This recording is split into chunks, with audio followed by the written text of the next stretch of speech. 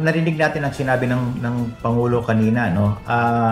Ako ginagalang ko ginagalang ko kasi yung privacy ng ating Pangulo at ng kanyang pamilya. Ayoko nang palawakin pa yung usapin nito at hanggang doon na lang ako sa sinabi ng Pangulo kanina.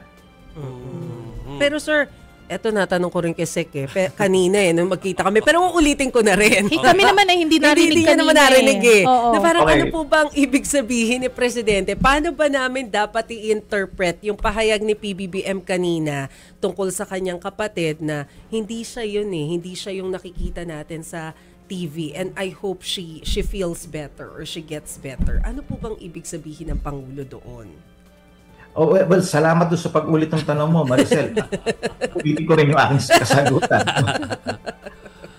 Sabi ko nga ayoko nang palawakin tong usapin na to. Hindi ako magdadagdag ng personal kong spekulasyon.